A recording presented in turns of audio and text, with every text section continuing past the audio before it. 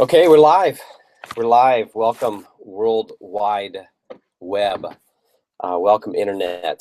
And hopefully welcome students. Hopefully there are students out there who are watching and listening. This is Stand to Reason's Google Hangout on air. We are calling this one What Students Are Asking. And kind of doing this in honor of a recent event that we just did. My name is Brett Kunkel. I am the Student Impact Director at Stand to Reason. Former youth pastor, was a youth pastor for 11 years, and have joined Stand to Reason about 11 years ago, working with young people. Love young people. Just got to spend a weekend with over 1,000 young people. And I'd love to know if there's some young people out there, actually whoever's out there watching and listening. We do want to know if you're watching, if you're listening, where you're at, where you're from, what time it is there, what you're eating for dinner, whatever it is. So do me a favor, either tweet us or leave some comments here on the Google Hangouts. I believe there's a place for the comments, right, Brooke?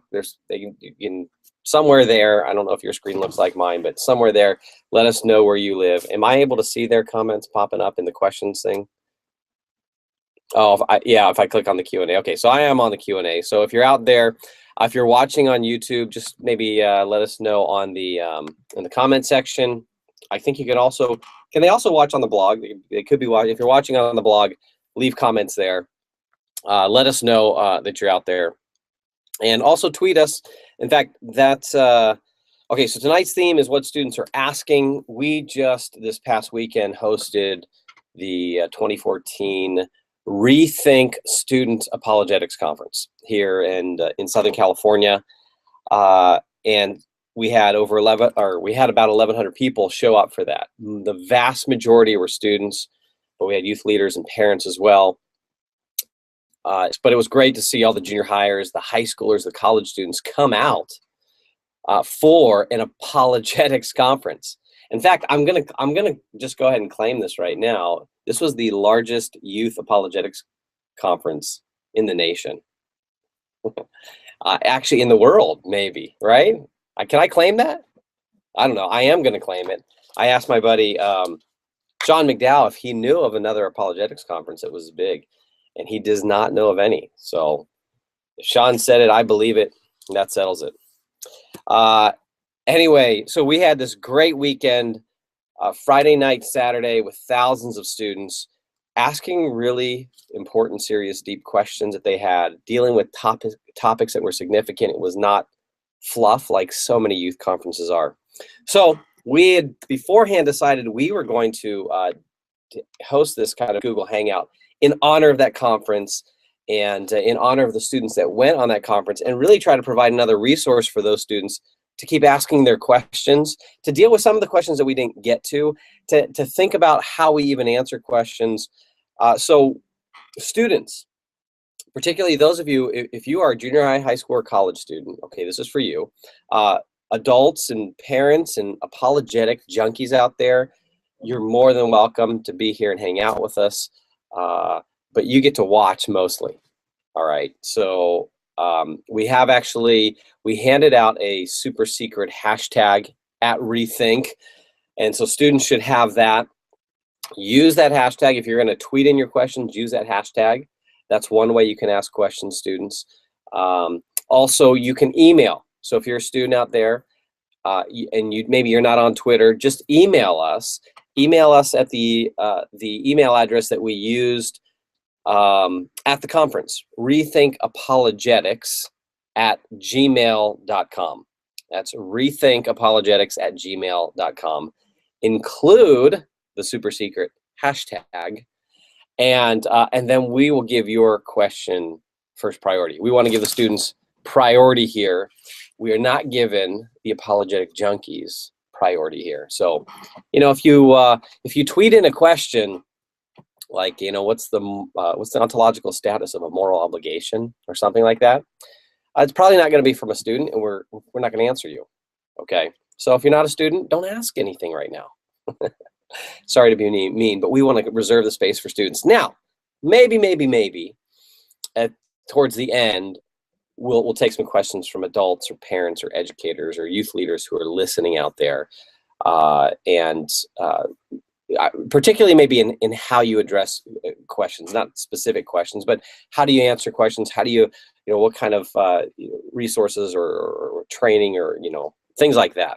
But right now we want to deal with students' questions. So the thrust of this is conversation. We want your interaction. We want your questions. We want your comments. So 2 ways to ask questions is Twitter or the email using the hashtag, the super secret hashtag. And then there's 4 ways to interact though. So, I mean, you can be out there, not a student, but we'd love to hear your comments and your thoughts and your ideas, your suggestions. You can interact with us on Twitter, the STR blog, or on YouTube if you're watching on YouTube, or in Google Plus here in the comment section. So we definitely want a lot of interaction. So, okay, so we have some questions that we have been collecting from students. Some students have used that super secret hashtag that we gave them, and we've gotten some questions from students. We actually also kind of collected a lot of the questions that students were asking at reTHINK, and we have a number of those here to kind of form a base of questions to they kind of give us a feel for the kind of questions students were asking. But I want to start with one more comment and preface here. We don't plan to answer a ton of questions. There's just there's just so many questions, and I don't want to just simply answer questions for you students. I also want to help you think through questions, think through how to answer them. I want to help you learn how to think along the way. So not just kind of say, okay, here's question 1, here's a pat answer. Here's question 2, here's a pat answer. We want to go a little bit deeper than that. Because I think there's some really important things to keep in mind as you wrestle with your own questions, all right? And okay, so anyway, I want to start with David's, I think it's Scott, maybe it's Scote, David Scote, on Twitter, Scott Boy. He asked a great question using the super secret hashtag. He said, what is the toughest obstacle for a naturalist to overcome in order to consider Christianity or theism? And that's a great question. It's kind of a sophisticated question, I think, for maybe a student, but it really gets at, I think, some really important issues here. Okay, so I want to come back and answer the question in a second. What is the toughest obstacle for a naturalist, someone who affirms naturalism, that nature is all that there is? The natural world is all that exists. The material world is all that exists. Okay, that's a naturalist.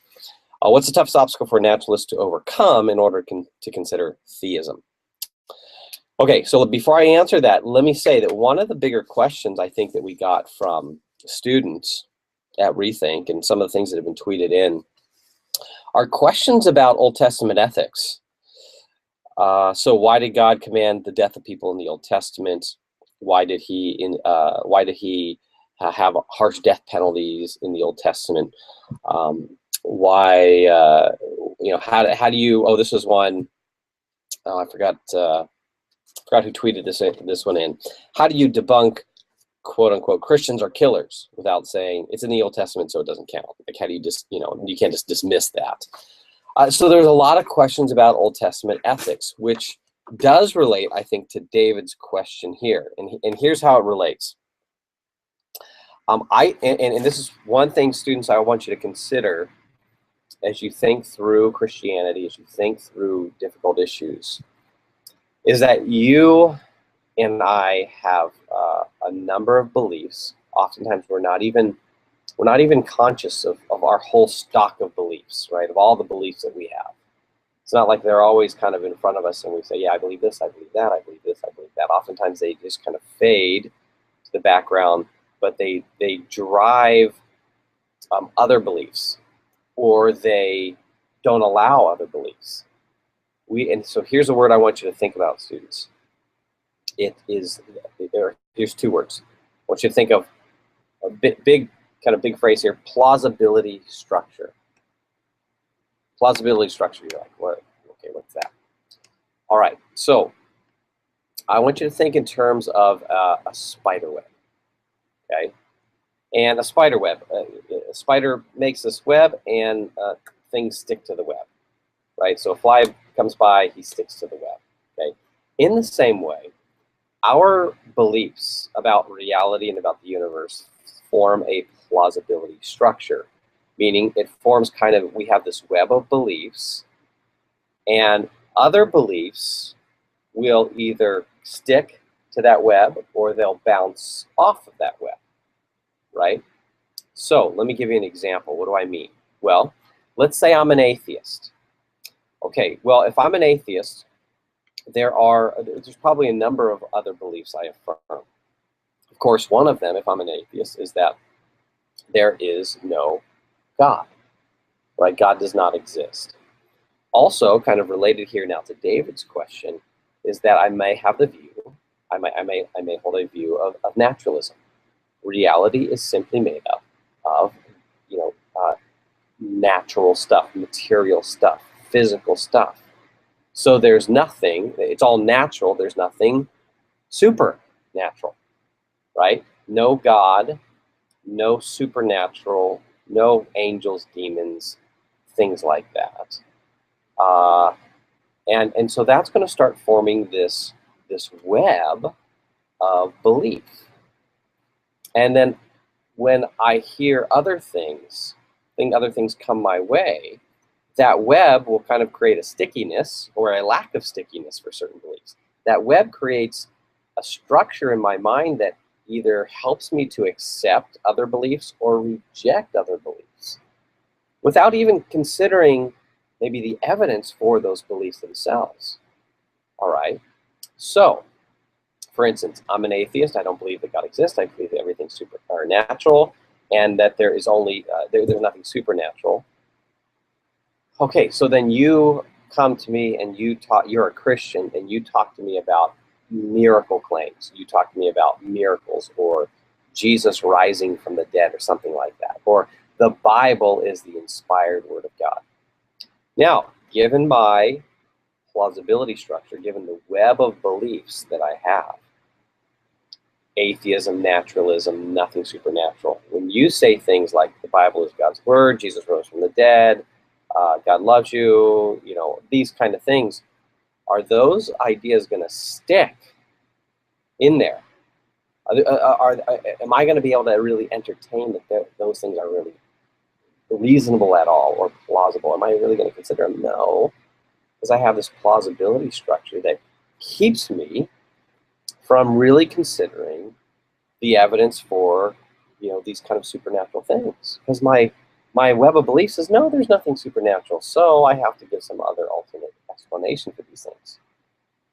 Okay, so I had to lay, I know it's a lot of groundwork to kind of lay there for this issue, this question, and I'm not going to deal with a lot of the Old Testament stuff, specifics. Here's what I want you students to think about.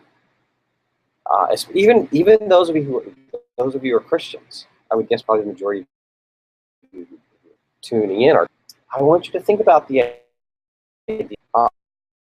Absorbed a lot of ideas from the culture. You have absorbed a worldview from the culture. Your web of beliefs isn't just something you've kind of consciously built, but oftentimes we simply absorb the ideas of our culture. And so I would guess that many of, and I know this just from experience, many of the students I talk to, actually their worldview is very similar to a worldview without God, a very secular worldview. The secular kind of atheistic views of the culture have seeped into you. And so I hear this when students kind of come to, things in the Bible that maybe seem weird, a little weird. Well, I think they seem weird because you don't have a good web of beliefs that would let you consider things like miracles and resurrections and God's action to be plausible or to be reasonable. You often just adopt and assume ideas that God is very distant, that God doesn't interact much with the world. Much of our life we can actually, as Christians, even live in a very atheistic, godless kind of way without considering that God is interacting in this world. Okay, so when it comes, so then here's kind of the payoff. So then when it comes to some of the things that we see in the Bible, Old and New Testament, we have this web of beliefs that makes us look at the Bible and go, that stuff's really weird. That talking animal, a talking donkey in the Old Testament, a flood, animals in an ark, God, being, violent or something like that, on and on and on. A guy rising from the dead, a virgin birth. So then it creates all these questions. That just, right from the get-go, it just seems unreasonable. It doesn't seem to make a whole lot of sense. And I'll hear Christians say it's illogical. Okay, which strictly speaking, a lot of the stuff is not illogical in that it violates the law of logic. It's just that it sounds crazy to you because you don't have a good web of beliefs. You have a secular web of beliefs that doesn't let these ideas stick. Okay, so now back to David's question.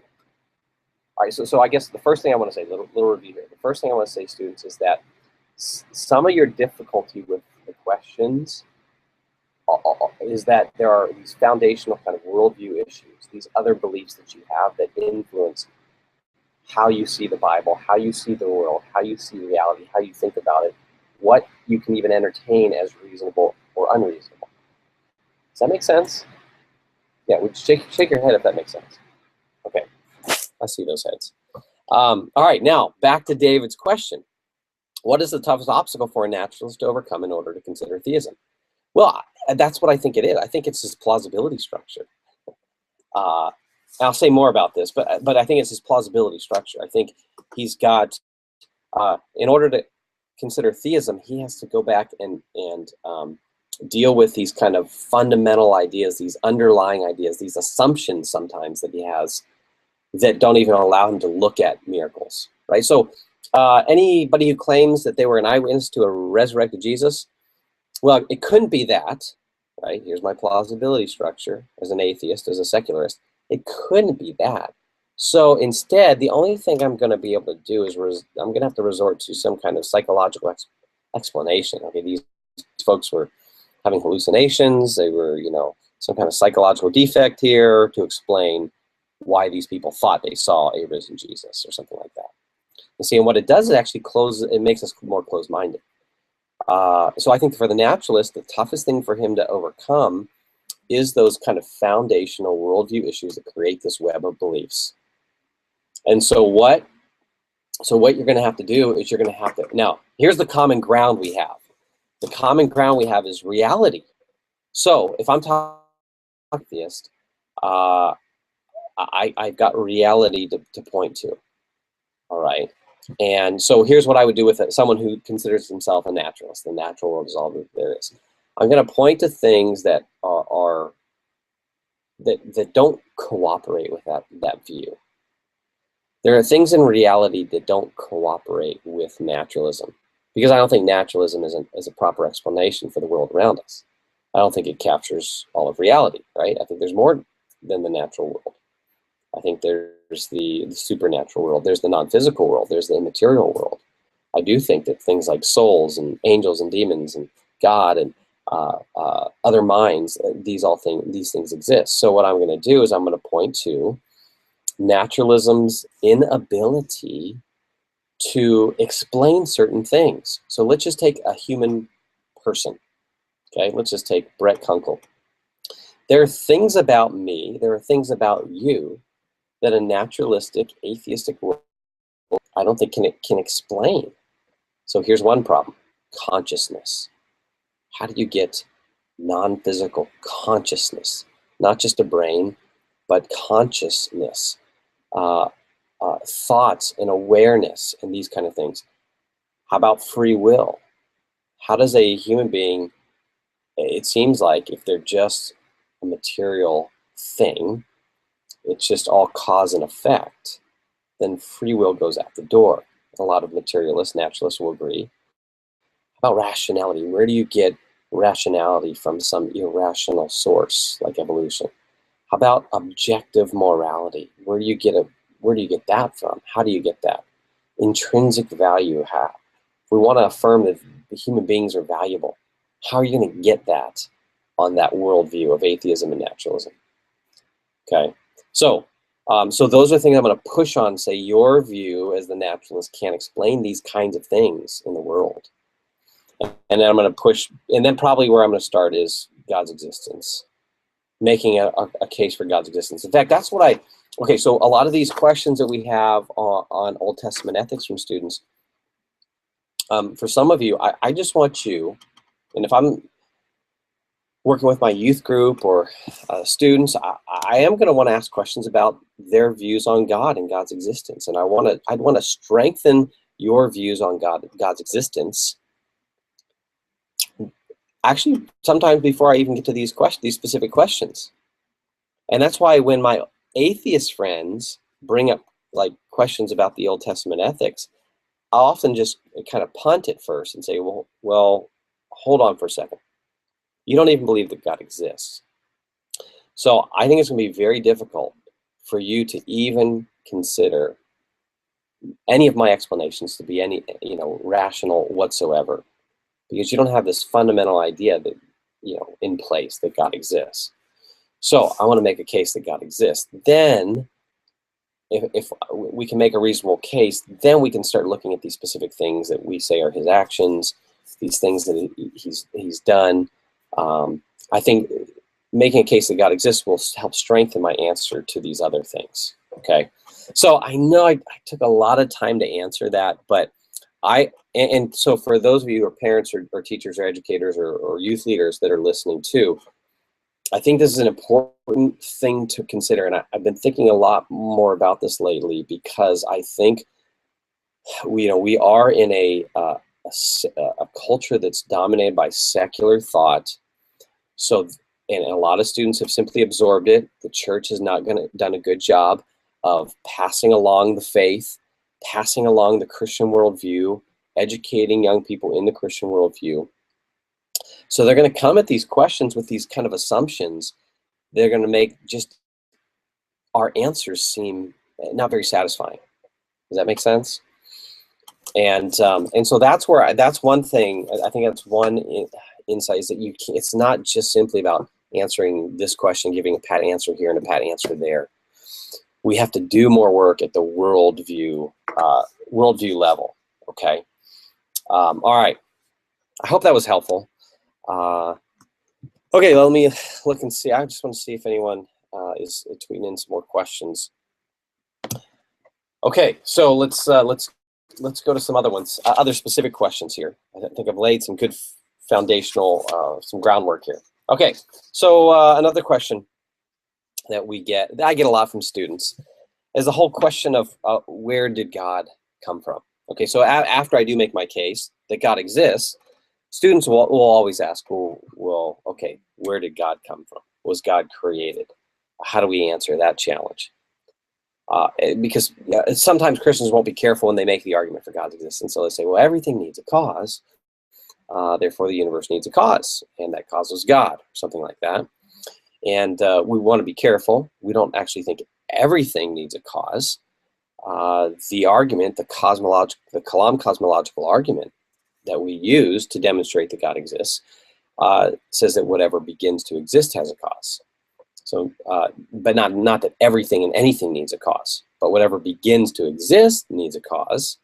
The universe began to exist, therefore the universe needs a cause. Okay, so it's just a simple kind of deductive argument. It's valid. And so then the question will come, the follow-up question will be, okay, well, who caused God? Well, number one, when we make that argument, we're not arguing that everything needs a cause. So not everything needs a cause. Specifically, God doesn't need a cause. God, by definition, is an uncreated being. Okay, he's you might say, the first cause. He's the cause that began everything else. Everything else is dependent upon God. Okay, so first, just get clarification here. God is uncaused. God is by definition uncaused, uncreated. He has always existed. And so the question actually commits a logical fallacy. The question commits what we call the a category error.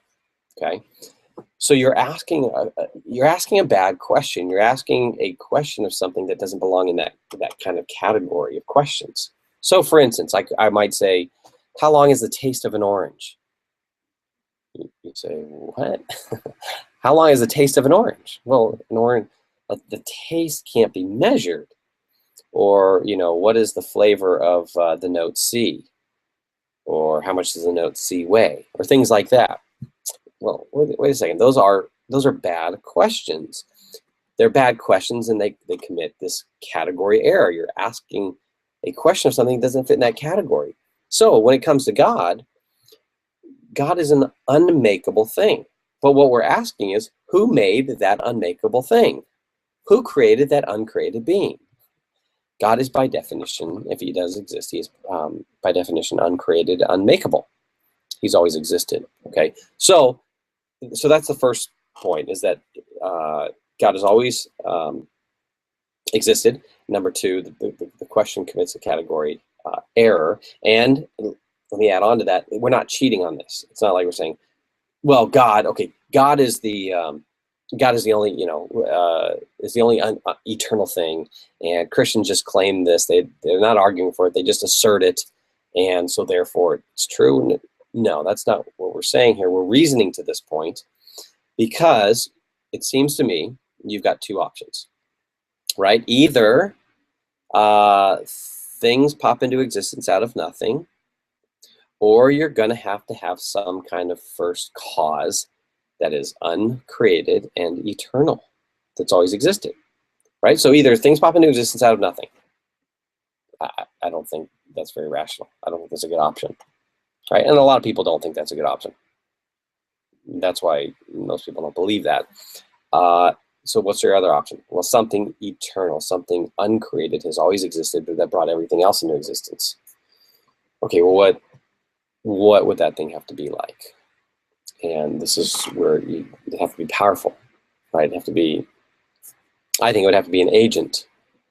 I would reason to that. I don't think it could be another event, because all events need causes. Not all agents need causes. So a supernatural agent like God, who's eternal, powerful, timeless, spaceless, could bring the universe and time and space and matter into existence, right?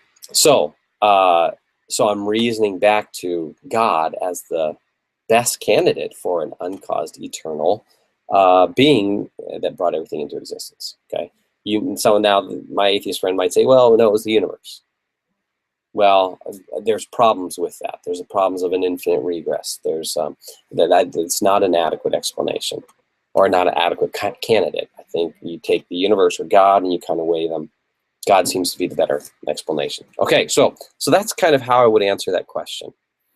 And yeah, and that's a big question that students ask all the time. So even in there, notice in answering the question, there's a little bit of thinking that has to be involved. So giving a little bit of logic, helping to see that there are certain questions that are bad questions, that commit fallacies. And so this is what I want to do with students, is not just give them a pat answer, but help them to think through, give them the tools of thinking, help them to think for themselves. Okay, I wonder if there's any questions here on the Google list that people are interacting with. That might be good ones to deal with here. Maybe I'll go back to the list here. There's some decent questions there. I'll go back to the list here of questions students asked. It's getting hot in this room. Can I get a fan in here? They're not even paying attention to me now. I was saying, can you give me a fan in here? It's hot in here. No, I'm just kidding. That's fine. I'll suffer for the children. Okay. One question we got was, I think, kind of, what is what's the kind of the nature of the Bible? Is the Bible just a guidebook that wasn't meant to be taken literally? And behind that, I think there's a lot of students who have questions about kind of the nature of the Bible, what the book is about, how does it fit together. I think there's questions of coherence behind the questions that we hear from students about the Bible, right? They're really wondering, how does this all make sense? God has given you students a rational mind. So when you look into this world and you ask questions of how does this make sense, those are good questions. I just want to affirm those questions. You should be asking those questions. How do all these puzzle pieces of reality fit together? Okay, and then when it comes to the Bible, so we've got this collection of books. How does this all fit together? So I think what we have to do, leaders and parents and youth leaders, we've got to help you see how it fits together. We have to help you understand kind of the bigger picture to make this book seem like, not just seem, but help you to understand its coherence. Okay, so is the Bible, there's almost like, let's see, a false dichotomy here in this question. Is the Bible just a guidebook that wasn't meant to be taken literally? Well, you could have a guidebook that has stuff that you take literally. So it's not one, it doesn't have to be one or the other. Now, oftentimes when we get these kind of questions, we have to ask follow-up questions, clarification questions. So when someone asks me, do you take the Bible literally? My response first is a question. What do you mean by take the Bible literally? What do you mean by literally? Right? Of course, this is part of the DNA of Stand to Reason. It's the Columbo tactic #1 that our founder president Greg has made infamous. Right? The Columbo tactic. And the first Columbo question is, what do you mean by that? It's a clarification question. And so often in students, this is what I want you to do. When you think about things, always ask, okay, what does that mean? Get definitions. Even in your questions that you ask, and sometimes you may ask questions you're not even sure what you're asking because you're not even clear on what these terms are that you're using. So whoever asked this question, I would have said, what do you mean take the Bible literally? And probably they mean something like these are actual historical events. Like a lot of what's recorded in the Bible are real historical events. And it's not just, as opposed to a guidebook that maybe it's got some nice stories, but ultimately it's just a moral guide and that kind of thing. So first, the false dichotomy, it could be both. Second, what do you mean, or actually, sorry, reverse it. The first question would be, what do you mean by literally?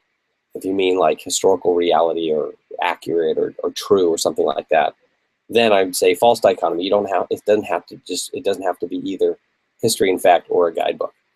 I think it's both. I think the Bible is the true story of human history. Of course, it's not comprehensive, but it focuses on God's interaction with people in history, okay? And so there are historical realities in this book. There are historical facts in this book.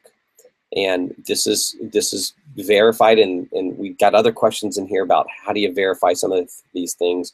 Well, there's two major tests that you would apply to the Bible. There are internal tests to see, is this book internally coherent? Does it make sense? Do the pieces fit together? Like, does it not have, all these contradictory things? Is it coherent? Does it make sense? So those would be some of the internal tests, looking at looking for certain kind of characteristics of a book that's telling the truth. Like, of course, a big one is embarrassing detail or something like that, the historians point to. Then you have external tests, outside things like archaeology, right? The writings of other people from the ancient world, these kind of things. When you start applying those tests to the Bible, you realize, man, this thing, is not merely a guidebook to morality, but it's a guidebook to history. There's a ton of history in it. And so it gives an accurate history of God's interaction, of course, primarily with the nation of Israel in the Old Testament. and his plan, starting with the Abrahamic covenant. Well, starting with his creation of human beings, the fall, messing things up, corruption, the flood, kind of starting over, continued corruption, and God wanting to then in Genesis 12, he makes his covenant with Abraham to bless all the peoples of the world. And then the rest of the Old Testament is a story of God trying to work through the nation of Israel to do just that, to carry out this Abrahamic covenant, this promise with Abraham. So, and Israel's history is a failed history in the Old Testament. They're just not able to do it. They're not able to follow and worship the one true God, and they fail. And so what we get from the Old Testament is we do get, I think, literal history, but we also do get guidance. In particular, one of the big parts of the Old Testament, why students, you should know the Old Testament, it's not because it gives us this accurate history, but it shows us God's dealings and interactions with human beings. And so what this does is it tells us a lot about who God is and his nature and character and what he's like. In fact, that is really helpful in dealing with some of these Old Testament ethics questions. Some of the stuff that you see in the Old Testament, oftentimes we'll take bits and pieces from the Old Testament. I heard about the slaughter of the Canaanites, or I heard about this, and God seemed to do this and this bad thing. And without reading all of it carefully and comprehensively, then you start to get this picture formed in your mind like, ooh, the God of the Old Testament is this mean guy, this bad guy, right? Well, if you get the context, no, there's all kinds of stuff in the Old Testament that deals with God's love and his grace. And I mean, gosh, the book of Psalms, David is constantly talking about. I was just reading in Psalm 32 today. David talks about how blessed is he whose sins or transgressions are forgiven. The confession of sin and the grace of God, and just a picture of just this gracious God who forgives sins. And so, so in the Old Testament, that's we get a picture of who God is, his character, his nature, and what he's like. So that's a real important part of the Old Testament. Plus, it gives us the story of human history, creation, the fall, the corruption, God trying to work through human beings who are broken, and then we get to the New Testament. And the New Testament picks up with God's plan to continue to bless the peoples of the world, but to now do that himself as in the incarnation, right? Jesus takes on human flesh. Second member of the Trinity, God comes down, Jesus comes down, takes on human flesh, lives that perfect sinless life, pays the price, is the sacrifice, is the substitution for our sin, and then rises again to give us new life, and then we have the church. So then we have the church age, and now that's what we're in. And so reading the book of Acts is really important in knowing kind of what our mission is at the church, how do we are in the church, how do we carry that out in this world, what we're to be all about.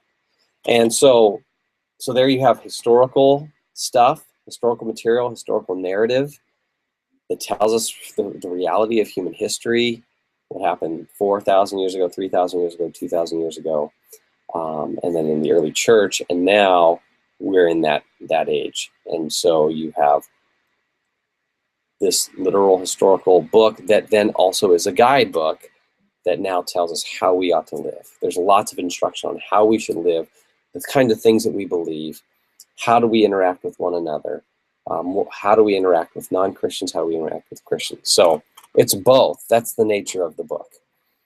So again, stepping back, kind of looking at the big picture here, kind of laying some foundation to be able to answer further questions about the Bible. Okay, so all right, so that was another student question. All right, here's another one here that I'm going to, two more here that I definitely want to touch on. Can I see the questions that are popping up on the side? I see some of them. How many are there? I don't know if okay, there's, all right, so yeah, let's, John W. asks a question. John, are you a student? Can you tell us if you're a student? Because I did want to give a priority to students' questions, but I thought that this is a good question, and I know we actually had some similar type questions from students. So I'm going to assume, John, that you're a student, because this is a great student question. This is the kind of question students are asking. But John asks, why is relationship with God so different from the rest of our lives? We experience life with our senses, but it seems most people explain relationship with God using feelings or impressions or whatever. Should we be experiencing him with our senses?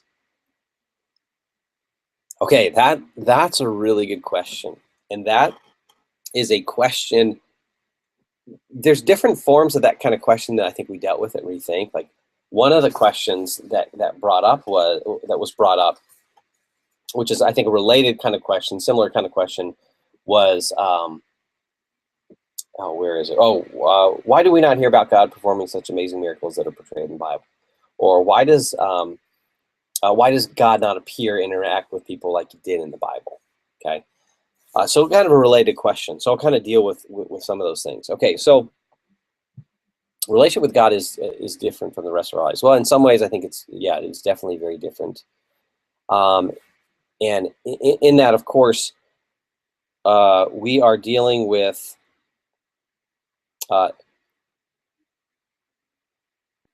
okay, I just got hey, Brooke and Amy, I just got a text that my sound turned off. Are you guys hearing my sound? You hear me? Okay, all right, just want to double check here. Yeah, if any of you have problems with sound, maybe make a note. I don't know if anyone else is having problems with sound, but hopefully you can hear me. Okay, so back to the question. Well, we are dealing, okay, so we're talking about relationship. So I'm a person, I'm a human person relating to a divine person. So they're persons. Okay, so here's a similarity, is that there are persons that are relating to one another. Now, of course, it's very different than, say, a human person relating to a human person, like me relating to my wife, in that I can see her, I can touch her, I can hear her, and I can see her, I can go to her and see a physical representation. And so and I can use my five senses in that. So there's some differences there. But then.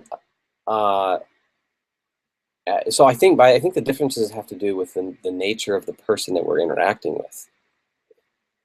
So it seems to me that even though there's similarities, there's also big differences. Human persons interacting with other human persons versus human persons interacting with a divine person, particularly a person like God. And so a number of thoughts come to mind here. Maybe one of the reasons why it is so different is because God is such a radically different being than human beings. He's awesome, such that the human person would be overwhelmed if God just came down and said, bam, here I am. In fact, that's what Scripture indicates, right? In Exodus 33, and this is, again, okay, so this is some insight that we get from the Old Testament in God's interaction with human beings. But in Exodus 33, it talks about the kind of the close relationship that Moses had with God. And the way it describes it, it says in verse 33:11, says, thus the Lord used to speak to Moses face to face, just as a man speaks to his friend. Now, I think the language here, I think this is an example of what we call a anthropomorphism, where you take human language and use it to describe or explain something about God. I mean, I don't think God actually literally has a face. And Moses was speaking face to face, with God's face or something. God doesn't have a face. God is spirit. John 4:24, those who worship him must worship him in spirit and truth. But I think this is explaining the kind of closeness that Moses had. But later on, it tells us in that text, it says in verse 20, but God said, you cannot see my face, for no man can see me and live. Then the Lord said, behold, there is a place by me, and you shall stand there on the rock. And it will come about while my glory is passing by, that I will put you in the cleft of the rock and cover you with my hand until I have passed. Then I will take my hand away, and you shall see my back, but my face shall not be seen. Okay, again, I don't think he literally has a back, but I think here's one of the reasons why we don't experience God with our five senses is because we would die. If God showed up, his presence would be so awesome and overwhelming that a human being would not be able to stand it. And yeah, so that's, I think that's one reason that it's different. Now, again, here's a similarity. I think there's communication between persons, right? So I can sit with my wife and we can talk face to face. We can have a conversation. Now there's different views on how God interacts and how God speaks and hearing his voice and that kind of thing. But I do think that God as a divine person communicates with human persons. And our five senses are brought into that, but it doesn't seem to me that the normal kind of regular course of that is kind of hearing his voice. Like, it just doesn't seem to me to be in the scripture that there's this normal, everyday, like I'm hearing God speaking audibly to me. And that just is not the testimony of 2,000 years of, I think, Christian history, right? But that doesn't mean there's not communication between these two persons, God and me. The communication primarily does come through, right, the scriptures. So there is communication, and we do use our senses in terms of reading and hearing his word. But again, there might be a difference in the kind of communication because of the different kind of being that we're relating to, God. And so he's given his communication in written form in the Word of God. Okay, so I think maybe that explains some of the differences, why there might be differences, because there's a difference between two human persons who relate to another and maybe a human person and a divine person. Now, the question goes on, says we experience life with our senses, but it seems most people explain relationship with God using feelings or impressions or whatever. Should we be experiencing with our senses? Well, okay, let me get to that first part. I do think you're right that Christians do talk a lot in terms of feelings and impressions. Actually, I think we do this to a fault, where we talk about faith primarily in terms of feelings. And we don't, I don't know, cognitive language, meaning we'll talk about, I experienced God, I felt the Holy Spirit, this and that, but we don't, there's like, couching in terms of reality, or even logic and rationality. Certainly I think that one way that we can know, and again, you have to, what do you mean by feelings and impressions? I think you can have knowledge through direct experience. So I think here's how I would divide up our knowledge with God in terms of kind of our relationship and knowing God, right? John 17:3 says that eternal life is knowing the one true God. So our knowing God consists of three kinds of knowledge. You have the propositional knowledge about God. And this is probably Christians are really weak in the propositional knowledge. That's why they use the language of feelings all the time, because they don't know very many propositions about God. And propositional knowledge is, here's another way to put it, it's knowing that. It's kind of, so there are all kinds of facts that all kinds of propositions about God, all power, and I think that's a true proper form. That's something I can know. I have good reason to think that. One way I know, on a very kind of intellect, we can know about God, and that doesn't have to do with our five senses. That has to do with our rationality. one way that God has given us to know things about the way that is through sense experience. But another way that we can know it is rational mind, our logical mind. And so we can come to read this guy, right? And so that's some of our knowledge. Knowing that, but knowing of or acquaintance or direct experience, maybe a way to put it is experience God in my life when I've had very been a, I don't know how else to describe it, or just any kind of getting lit up, or emotions, overcome with emotions that I attribute to the Holy Spirit or something like that. And so I can have that direct experience. In fact, the New Testament does talk about the inner testimony of the Holy Spirit, that we can experience that, and that's another way of knowing God. And so you have propositional knowledge, and that comes a lot through study, reading God's Word, and then there is an experience. So I think what we need to do is we need to have a balance. We should talk about the impressions, we should talk about the feelings, but if that's all that we talk about, then we're missing a huge other part, and that's the propositional knowledge of God that comes through the study and the reflection and the rationality. So actually, should we be experiencing with our senses? Yes, but we should also be experiencing with our minds. We should also be experiencing Him more intellectually than we do. And I actually think there's interplay. And this kind of goes back to like our web of beliefs that I talked about earlier in the broadcast. The more true propositions you have about God and His existence and His nature, I think that will then open us up more to being experience Him. And so one of the questions I mentioned that students are asking is, why does God not appear and interact with people like He did in the Bible?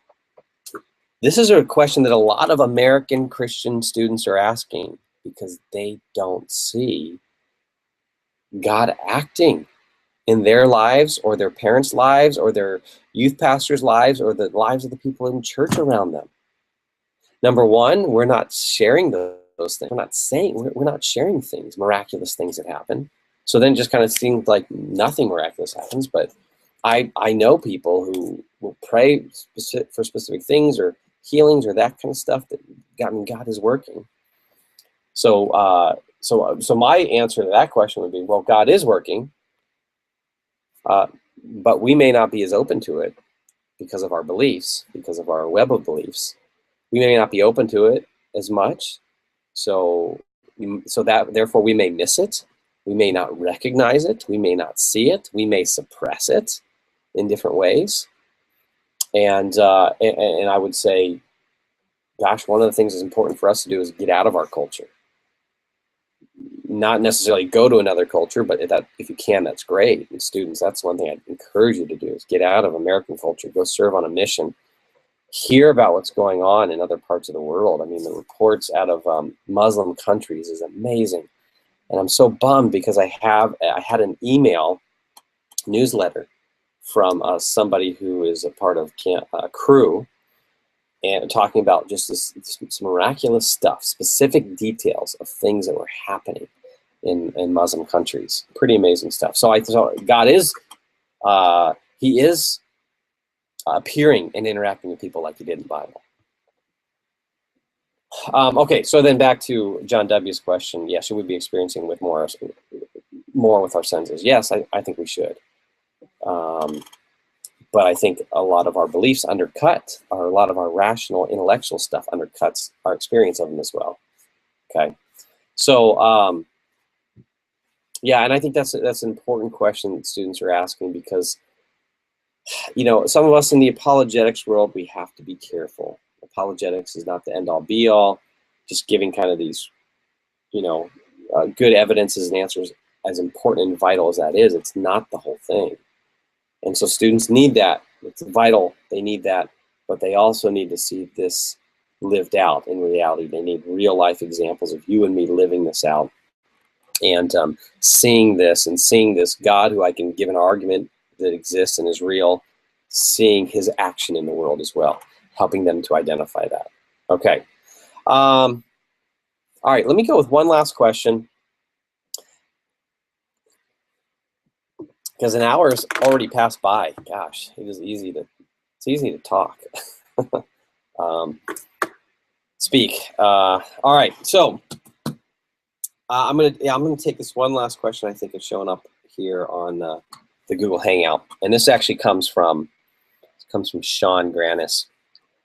How can I get our church more engaged in youth apologetics? Short of flying our youth group to the reTHINK conference, maybe next year, are there other resources, approaches, strategies you can suggest? Well, if you can fly out or drive out for the reTHINK conference, I would suggest it. In fact, we had people fly in from Alaska, from Idaho, from Minnesota.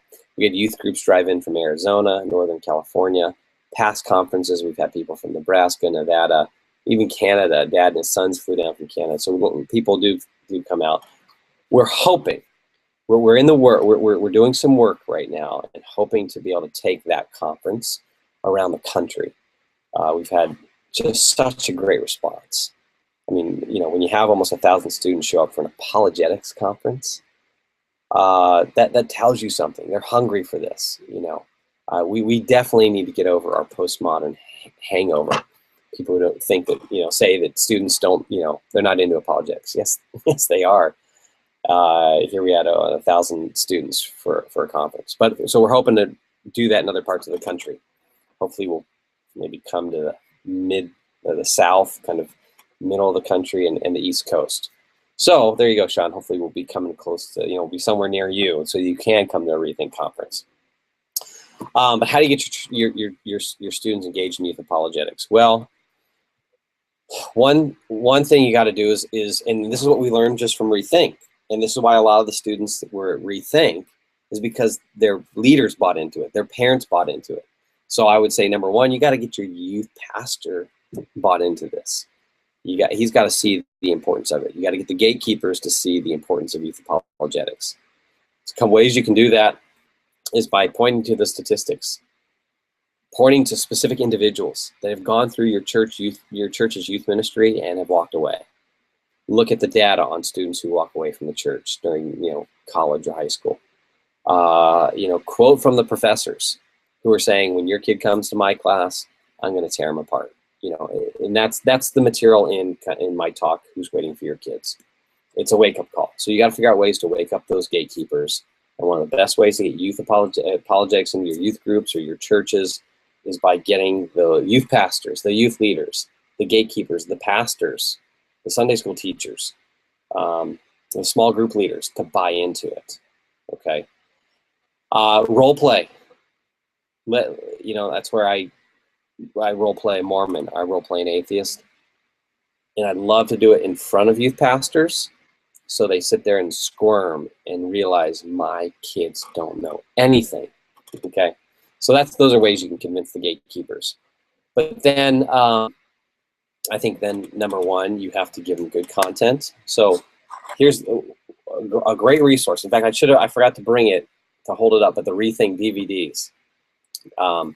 If you go to our website, str.org, we've got reTHINK DVDs from last year's conference. So we have a video of the guys who spoke to our students, who I think are good communicators, who can communicate at a youth level. We got video of that. Show that to your students. There are some great resources, because you don't want to bore them with apologetics if you're not a very good communicator, but take advantage of all the resources that are out there. And some people who I think they can communicate this stuff in very relevant ways, accessible ways. So go to our website, get the reTHINK DVDs from last year. We're in the process of producing the new DVDs from this year. So that's one resource. You got to go to my buddy Frank Turek. You got to go to his website, crossexamine.org. Go to his website and get the DVD curriculum, I Don't Have Enough Faith to Be an Atheist. It's 9 DVDs. And then there are student workbooks, and there are leader workbooks. And you plug it in, and you play it, and then you go through the workbook. It's all done. I mean, it's all set up for you, and you facilitate the conversation, but you let Frank do the teaching, and he's a great teacher. And that's a very simple strategy that you can do. You can plug it into any kind of program you already have. So it's a Sunday school program, there's 9 weeks of teaching. It's a small group, there's 9 weeks of teaching. You got a couple months covered, right? So those would be some resources. So the reTHINK DVDs, the cross-examine stuff. In terms of kind of approaches, what I think we needed to be doing by the time they're in junior high is they by 5th grade, they need to start getting apologetic training. And of course, it's, you know, at a more basic level at first, but 5th, 6th, 7th, 8th, they're getting apologetics. They're getting it fed to them regularly because they're starting to think critically and logically. So you give it to them nice and young, and then that just builds a foundation for future training. But by the time they're in high school, you continue to do the teaching and the training. You teach them what we believe and why we believe it. So you give them theology and apologetics. And this is what I mentioned to the parents and leaders at reTHINK this last week. If I could redo my youth ministry days, I'd throw out all the like practical how-to stuff that I taught my students, like how to have a better relationship with your parents. And I would focus on theology and apologetics. And then I would draw out those implications, but using theology and apologetics. I would give them good theology and apologetics. That's what I'd focus on in the limited amount of time I had with students. And when this is what I did in youth ministry, is I figured out ways to get them out of the classroom and into real life. So if I'm going to teach on Buddhism, I'm arranging a tour of the local Buddhist temple, or I'm bringing in a Buddhist monk, or I'm bringing in a Mormon, or I'm getting my kids out there in the world by the time they're in high school, or I'm bringing people in and I want real life interaction. I want them to now have to engage and speak with people who don't believe what they believe. And that's one of the, I think, best approaches and strategies you can use. I've seen it be effective. The most effective training that I do through Stand to Reason are the mission trips that we do. In fact, we'll throw up a link to the mission trips there for you, Sean, that you can take a look at. We have video of some of that stuff. But the mission trips are huge, because what we do is it gets all that training out of the classroom in real life. We take students to Berkeley, throw them in front of atheists, make them go talk to college students who are non-Christians. Go to Utah, and make them talk to Mormons. Go talk to BYU students. So those are the kind of approaches that I'm working on, that I use. Okay. So all right. So I threw in one question there for the adults and parents and who are listening. All right. And in terms of how do we do this? Okay. So well, gosh, an hour flew by. I know we didn't cover a ton of questions. That wasn't my goal tonight. It was just to answer a bunch of questions. But I want you to think carefully about your questions. And for those of us who are helping students answer questions, well, I think we have more work to do in our cultural context. I think there's a number of challenges that make it difficult to answer students' questions. Very simply, there's all kinds of assumptions that aren't shared anymore. There's all kinds of worldviews and webs of belief that keep students from really letting those answers stick. So we got to do some foundational work so that these answers stick a little bit more. But then we have to carve out space. Got to carve out space so that students feel comfortable and free to answer these questions. That's what we did at reTHINK. We got a ton of questions. Nothing was off the table. We didn't question their faith or their devotion to God because they were asking questions or because they were struggling with doubt. We gave them space to do that. And that's maybe, if that's one of the biggest takeaways, that's what we wanted to do here, is give students space to ask questions and think about some of the most significant issues in life here, and keep asking those questions. Okay? All right. It was fun interacting with you, even though I did all the talking. We'll do this again, and hopefully have another reTHINK event, or another what students are asking after maybe our next reTHINK conference. But connect with us. Connect with me on Twitter, Instagram, our blog, Facebook, whatever. Connect with us. We're constantly putting out resources. Take kind of some of the stuff here that we've covered. We're going to put it on our blog. We're going to tweet out resources. So hopefully this conversation will keep going. All right, thanks for tuning in. We'll see you guys next time.